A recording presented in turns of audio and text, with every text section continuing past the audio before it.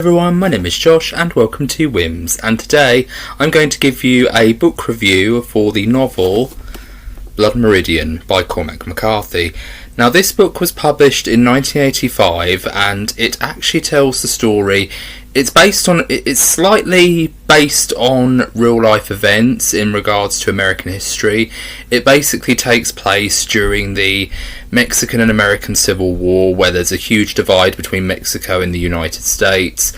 And effectively, the story is told about a group of people called the Glanton gang, who are hired by Mexican governors to effectively scalp Native American tribesmen and essentially give them back to them in exchange for payment, of course. And that's just the general gist of what the historical context of this particular book is all about. But the actual story follows a character by the name of the Kid, who is just 14 years old when we first meet him, and he can neither read nor write, but he already, at the age that he is, has an appetite for mindless violence. Now, remember those two details: he can neither read nor write, and he also has a mindless appetite for violence, because those are the two things that are actually at the centre of this particular book, in the sense that this book often deals with the horrors of bloodshed, the horrors of war and conflict, but it also deals with the moral question of how can goodness exist in a world where there's so much bloodshed and so much violence. And not just violence, but also violence against children, violence against all sorts of different people from all sorts of different backgrounds. And what I really find quite interesting about this book is it is a story about morality, but it is mostly a story about the idea that if you are good in this world, goodness is almost futile to have, because a lot of the characters who have very optimistic views of the world tend to either end up dead or in really horrible circumstances. And one of the things that this book is very well known for is its graphic violence, and the fact that it's mostly studied in English classes, both here in the UK at sort of like an SAT level, and in America sort of at a university college level.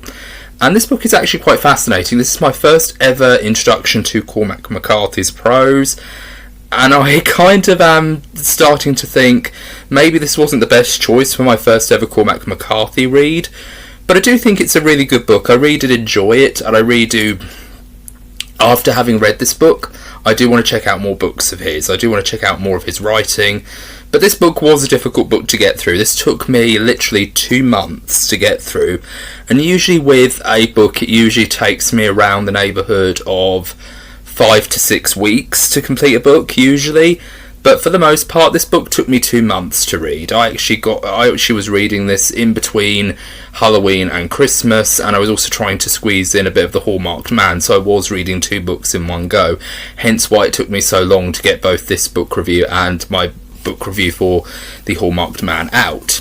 Now, as I said before, this book follows the character of the Kid, who is known throughout the novel as just the Kid. He's just an ordinary 14-year-old boy who just goes around the deserted landscape of the United States, Mexico and all these other places, essentially doing odd jobs, getting into bar fights, and eventually scarpering for anywhere else as long as the sun rises.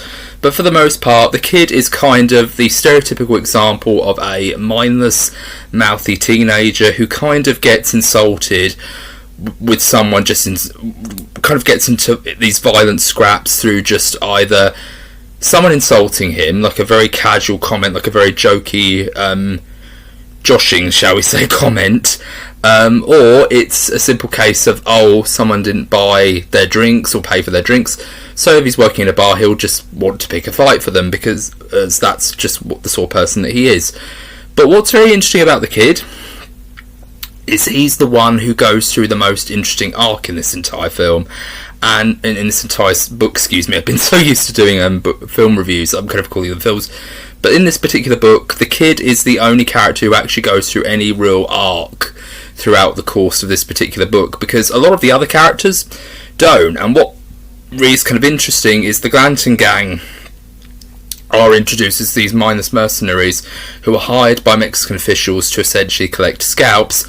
None of these characters change, but throughout the course of the story, their exploits and their adventures are kind of greeted as almost like their people of urban legend almost, like outlaws from the old western stories, or like famous, riders or famous soldiers that walk around, almost like a Robin Hood and his merry men of the Wild West almost, but except much more gorier and much more darker. And one of the key figures in the Glanton gang, besides John Joel Glanton himself, is the character of Judge Holden, or as he's mostly known throughout the course of the story, is the Judge. And the Judge is described as someone who is hairless, who doesn't have a beard or any hair, and in fact he's just basically presented as pale, very albino looking, but he's also someone who is... he almost looks like a giant infant in how he is represented, and the way he is introduced in this book is probably one of those iconic villain introductions along the same lines as Darth Vader or the Frankenstein's monster in James Whale's original Frankenstein film, where he basically is just introduced as a guy who just walks in on a sermon in a tent in the middle of this small town, and he basically calls out the preacher, Reverend Green, and he basically accuses the Reverend of paedophilia and bestiality right there and then, and this causes a massive riot in the tent. Lots of people get shot. The Reverend Green is shot dead in cold blood, but then also at the same time, when everyone leaves the tent, including the kid himself because he's there witnessing this, a bunch of people track him down, and they say to the Judge, "Oh, that's wonderful, Judge, you were able to bring this scumbag to our attention. Where do you know him from? You must have followed him from quite the way away." And the Judge just turns to this guy and goes, "I've never met this man before today." And he goes, "But what about all this stuff that you said about him?" And he goes, "Oh yeah, I just made that up." And that's basically how the Judge is introduced into this story. And if that's not an introduction to one of the most sinister villains of all time, I don't know what else to say to you. Like, honestly, that's one hell of an introduction, and that's how you create a memorable villain. Like, you just create a scenario where he just basically looks like an ordinary guy being a peacekeeper and being very intellectual, but in many cases he's also just a really awful scumbag. And also the fact that he also is a quite open paedophile in this book as well. There are a lot of very uncomfortable sequences with him holding children in his possession, like keeping them on his laps and things like that when he's around campfires and things, and it does make you really uncomfortable. But at the same time, the people in this particular gang don't really particularly have any real problem with that, strangely enough, which is really bizarre. But then at the same time, the Judge kind of almost earns his stripes as a part of the Glanton gang. And if you have been studying this book in a lot of literature classes, there are a lot of allusions to various different pieces of literature in this book, including, but not limited to, Paradise Lost by John Milton. And in fact, one of his most introductory stories is told from the point of view of an ex-priest by the name of Tobin, who befriends the kid, who tells him the story of when the kid asks, "Where did you meet the Judge? What happened to him? How did he come to be in your company, such a vile creature?" And he tells Tobin, by terms, pretty much tells him a story about how when they were on the run from Native American warriors, they were pretty much surrounded and they were down to their last few rounds of gunpowder. They were running short and they were also dehydrated and running low on food, and the Judge just basically appeared as if out of nowhere, and he basically instructs them to make gunpowder. And he essentially says to the men, like Glanton's men, like, if you want gunpowder, just look all over this earth, like the chemicals of which what we need in gunpowder are found within the earth. So he takes charcoal and various bits of a cone of a cone tree, and essentially pushes all these things together along with powder from the salt of the path, and he basically cooks this mixture and he asks all the men to piss on it, and that's how they effectively create gunpowder. And that's how Judge Holden earns his stripes in the Glanton gang. He's also someone who seems to know a lot about different languages. He occasionally speaks Spanish, French, and all sorts of other languages throughout the course of the novel as well. And he's just a fantastic figure, and I think what I really like about this book overall is that this book has a really good example of how to use storytelling, the sort of story within a story type format, very successfully. Like I said, this book basically tells the story of a boy who has an appetite for violence, but as the book goes on, he realises that the world that he is trapped in, the world that he finds himself in, with the Glanton gang scalping Native Americans, is not the sort of lifestyle he wants to have. So he basically, when the Glanton gang is disbanded, he ends up, taking a job around town, just basically doing little odd jobs again, back where he originally started, and he finds himself keeping the judge's Bible in his pocket, or not the judge's Bible, but the ex-priest Tobin's old Bible in his pocket, a word of which he could not read. And that, to me, really just tells you everything you need to know about the kid's progression.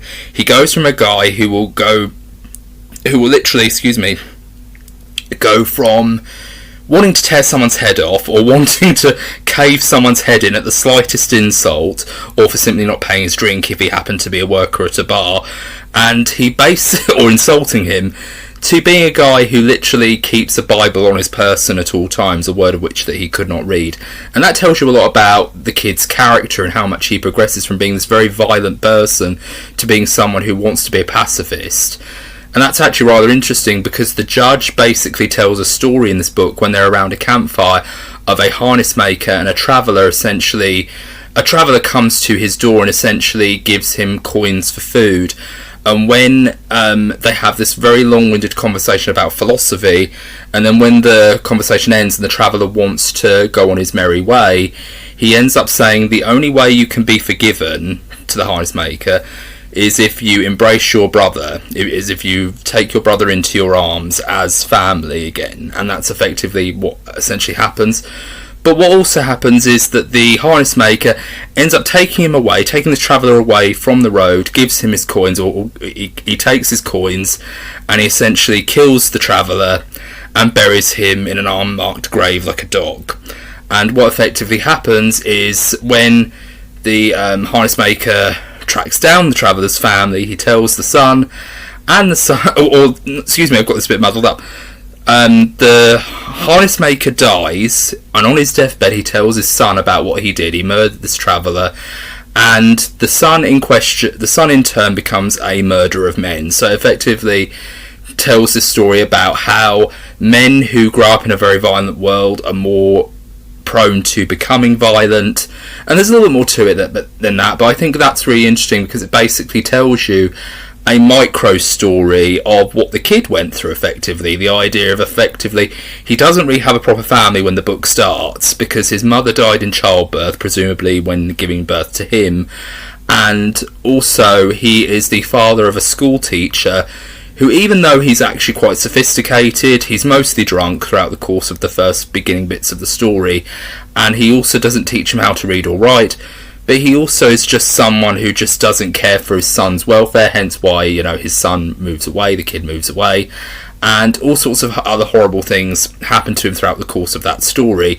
including getting involved with a gang of people known as the filibusters, who are essentially making tit-for-tat crimes against the Mexican government and against Mexican villages for the American and Mexican Civil War. So there are a ton of people who are still bitter about that. But that's one of the things that's really interesting about Blood Meridian, is it's such a multi-layered story.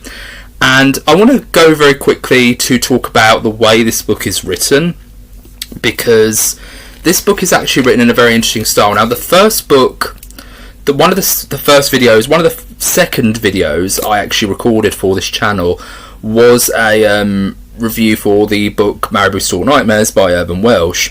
And in that book, it had a very interesting narrative structure in how it was written. It's mostly written in a very strong Scottish dialect, and it mostly has little dashes at the start of a sentence to indicate dialogue for a character, and it usually is obvious when they stop because he puts full stop in there.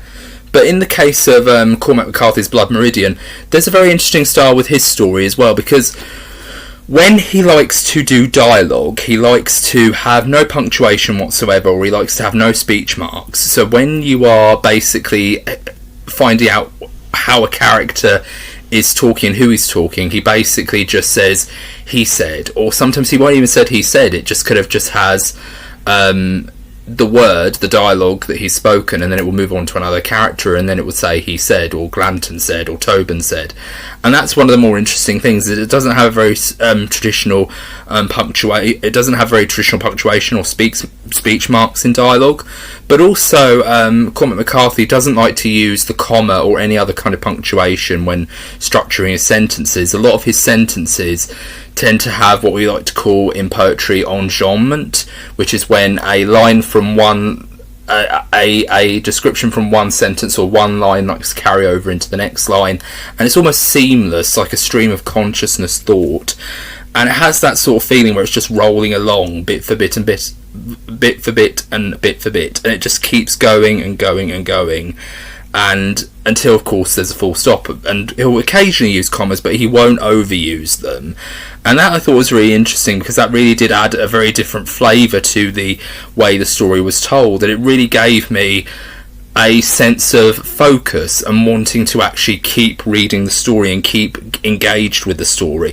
And that's something that very few authors can do nowadays, and I think that's something that's actually quite unique about Cormac McCarthy's style, is he really encourages you to stay focused with his stories and really kind of get engaged with the characters, engaged with the dialogue, and engaged with the philosophical discussions at the heart of this story effectively, because Judge Holden is the centre of this entire novel. Yes, we have the kid, but we also have Judge Holden as a way of sort of showing the dark side of human nature. And what I really like to think is that John Joel Glanton, who is the head of the so-called Glanton gang, it's clear that he had a bit of a deal struck with Judge Holden, and it's very easily made clear throughout the course of the story that this is meant to be sort of like a deal with the devil type story, especially when it comes to Glanton and his essentially the judge is essentially meant to be like his right hand man throughout the course of the story. But what's very interesting is you have no real understanding of how they met or how they sort of, establish a sort of rapport. We don't get that kind of backstory. We just hear the story about what Tobin says about him giving them advice on how to make gunpowder, and that's kind of how they first start to establish a rapport with Judge Holden. But what's very interesting is that this book is just really all about the nature of good and evil, and it's about the idea of good is not in this novel at all. Good and God is pretty much turning the other way whenever horrible things happen in this book, because honestly there's a lot of very horrific scenes in this book. There are scalpings, there are horrific disembowelments, there's an entire tree of corpses at one point that's featured throughout the story. And what I really like about this book is it's totally uncompromising. But when I say, the book's really violent, it's not violent by 1985 standards. It's actually really violent in comparison to most graphic and very grotesque horror films nowadays. And it actually manages to show a lot of gore in a lot of quick series of times. But what's really interesting is there are no good people in Blood Meridian. Yes, the kid comes close, but what's very interesting is that there are no good guys in Blood Meridian. You are meant to... And this did something that I think Rob Zombie's The Devil's Rejects, because I did a review for Rob Zombie's 2005 film The Devil's Rejects, this book did something that film didn't do, which is it kind of basically... Everyone said... In fact, one commenter of that video basically said... Otis, Firefly, Baby and Captain Spaulding are lovable, and I thought, but they're not supposed to be lovable. You're not supposed to look at them and say, aren't they lovable? Can't I just give them a great big hug? But in reality, I don't think that works, and I think Cormac McCarthy understood this assignment. He said, I'm not going to make you like these people, but I'm not going to let you just, sit with them. They don't have an ice cream scene, let's be perfectly honest. They don't have a scene where it's meant to be like, this is the scene where you're meant to see them as more human beings because they're doing all the things that we do. Of course they're doing all the things that we do. Villains have to eat pretty much in the same vein that we all have to eat. Every villain, every monster in this story has to eat, has to, buy stuff, has to, set up the fire and arrange the tents and do all this stuff. They're not going to be shown as complete monsters who live in caves. They're going to be all eating the bones of, children or the bones of, adults or something like that, like ogres or like It in Stephen King's It. they're gonna be characters who have human qualities. They need to sustain themselves. But what I really like about Cormac McCarthy is he does something even better than that. He kind of basically says, we're not going to have a single point of view character in this entire book. Even though we're following the kid, a good portion of the action takes place, and there are scenes where the kid isn't even there. So the Glanton gang will be in a tavern, for instance, or a saloon, and all sorts of chaos will be happening. They'd be drinking, they'd be eating food, they'd be celebrating, and the kid wouldn't be present, but the judge will be, and so will Glanton. But the kid is never present, so you don't really get this impression that the kid is the main point of view character, even though he's the one who goes through the biggest arc. And I do think that's very interesting, because a good portion of this book is meant to say, even if there was goodness in the world of Blood Meridian, it's almost futile, because the idea of effectively these characters, including the character like the kid, it's pointless being a good person, because in many ways being good is almost futile, because you will always be taken down a notch or two by Judge Holden or by any of the other horrible characters in this entire story. And that's what effectively this story is. There's no good guys, there's no heroes or villains, it's just evil, pure evil for evil's sake.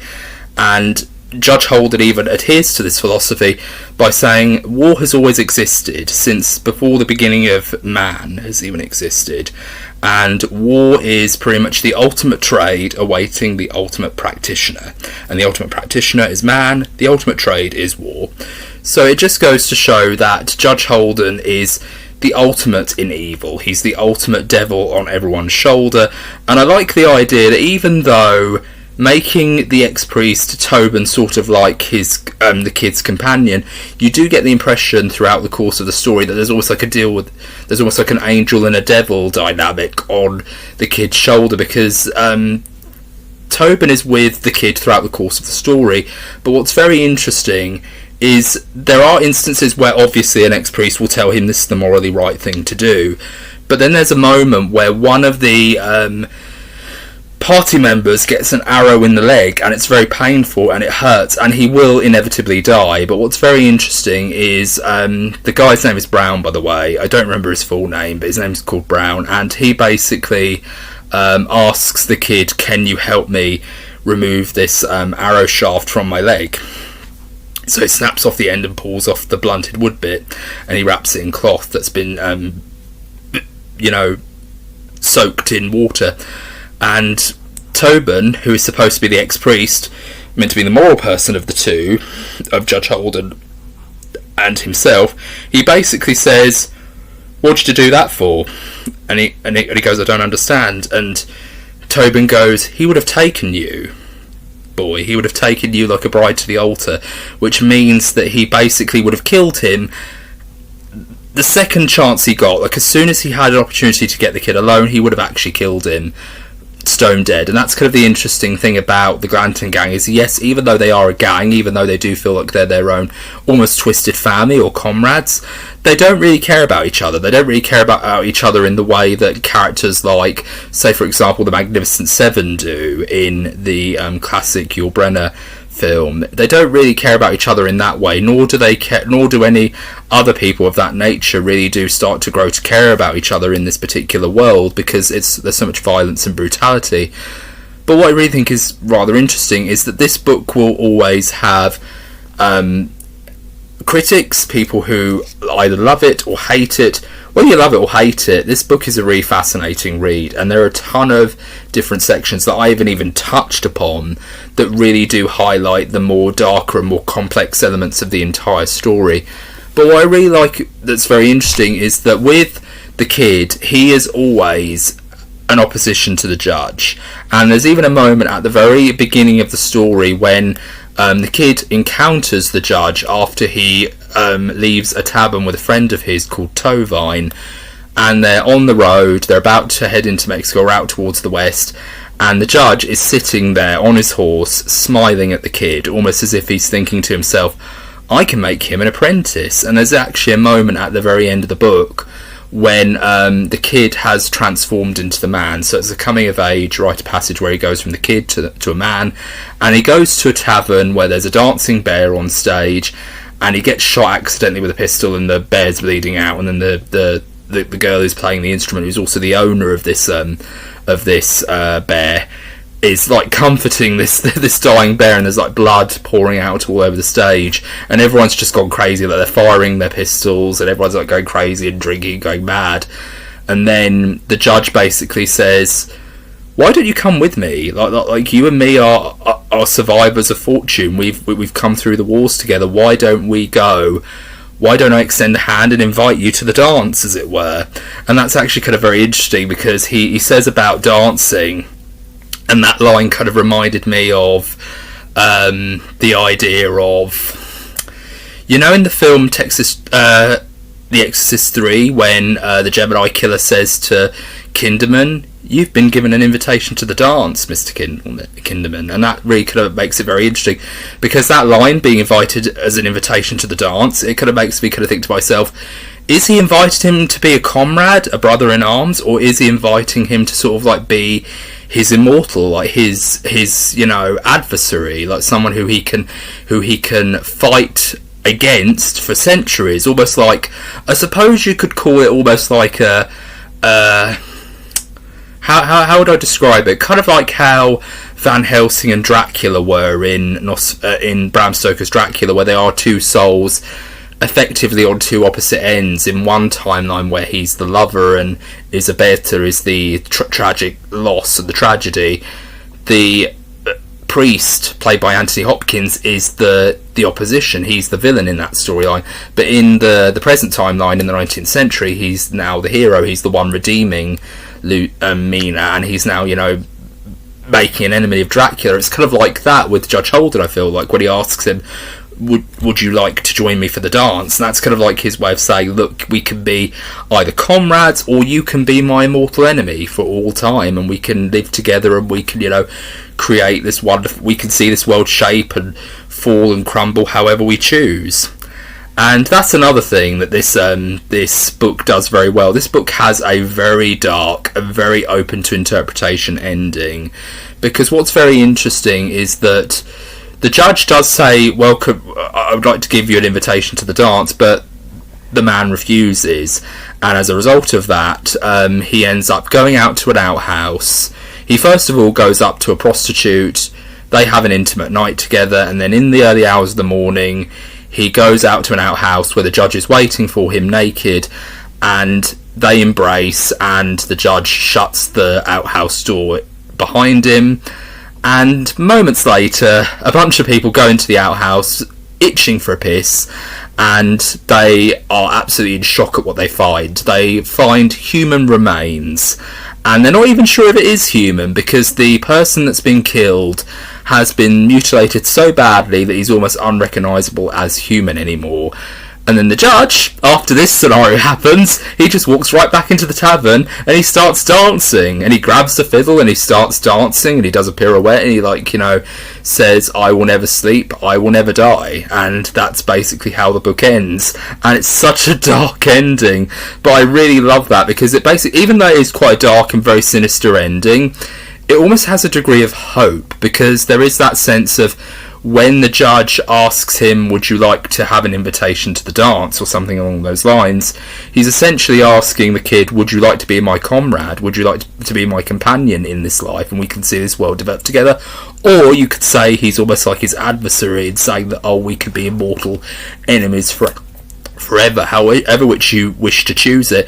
He decides to say no to immortality. He says, no, I don't want to be your adversary nor your immortal enemy and live forever. I want to just live my life. And when he said that, he's almost like rejecting the judge's offer, pretty much in the same way that when the judge asked the comrades of the Glanton gang to make gunpowder, that's almost like them signing a contract for this devil exchange, effectively. So the judge is he could be the devil, or he could be any number of things. He could be like a Herculean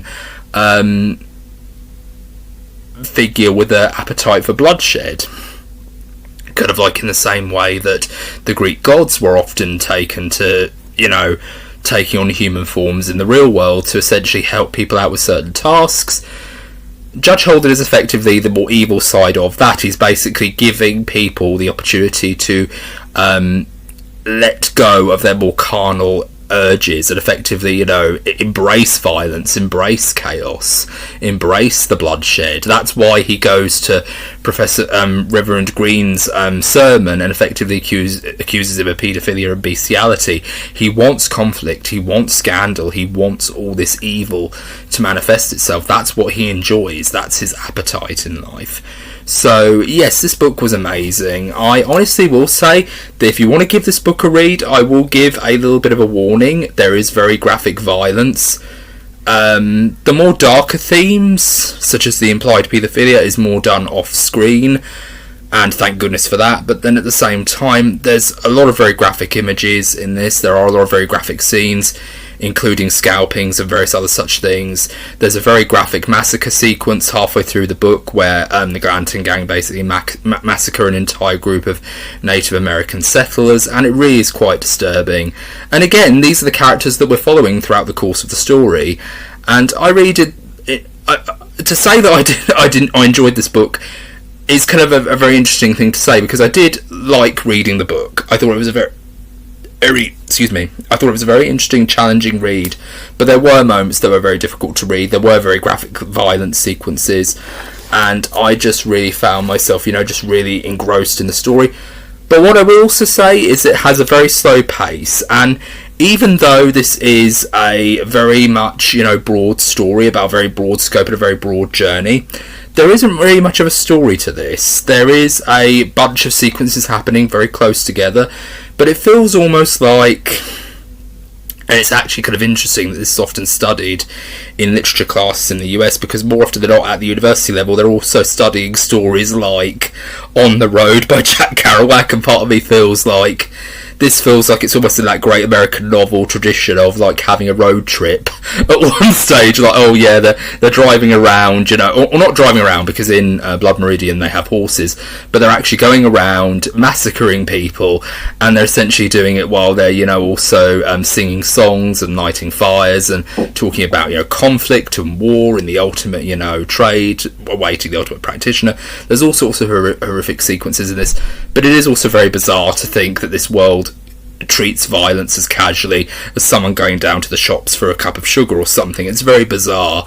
But yeah, I thought this was a very interesting book. I do want to read more books of Cormac McCarthy now that I've read this one, and I do feel like I've almost come through the worst of the woods having read this book, and I've just realised through my reflection in this mirror, my t-shirt actually reads 1985, since 1985, and this book was actually published in 1985, so I actually thought, I didn't know that was actually going to be a connection when I actually started recording this video. I've only just realised it as I was talking. But yeah, this is my review for Blood Meridian. It's a good book, and I will read it again, but I just think it will have to wait a few years, or at least 10 years, before I pick it up again. But yeah, this book has definitely made me want to check out more Cormac McCarthy books. But yeah, this book was really well done. I hated some of the more graphic violence. I hated the character of the judge because of his impulses, but I did find him a fascinating study in his philosophy and how he views evil and how he views war. But I really do think that this book is very dark, and it is going to be upsetting, so if you're easily offended, and also, before I forget, this book, like my Marabou Stalk Nightmares video, if you are offended with racist language, I will not recommend reading this book. If you're easily offended, please avoid this book like the plague, because this book has a ton of racist language. So I'm just letting you know that I did warn you guys that there's a ton of very inappropriate content in this book, but it is still worth the read just for the challenge it presents in terms of its writing style, its characters, and its almost character-driven narrative as well. And I like the fact that there are a ton of allusions in this book. There's also allusions to, aside from Paradise Lost, there's also allusions to Moby Dick, with the idea of Captain Ahab pursuing the whale, and the kid is almost like our Ishmael character. And it's essentially a tale of revenge that ends in tragedy, effectively, or ends in, lots more bloodshed than what was originally intended. So there's a lot of allusions to this book. There's also a lot of allusions to the Bible as well. But if you want to know what all those references are and what those allusions are, you have to pick up the book for yourself and give it a read. But it's a really good book. I really enjoyed it. I do want to pick up more books by Cormac McCarthy after reading this book. But that's my review for Blood Meridian by Cormac McCarthy. I hope you enjoyed. Please be sure to like this video, give it a good thumbs up if you like this video, and let me know what you thought of this book. Did you enjoy, are you a frequent reader of Cormac McCarthy's? If so, what other books would you recommend I read after Blood Meridian? I hope you're having a very good day. Take care, bye for now.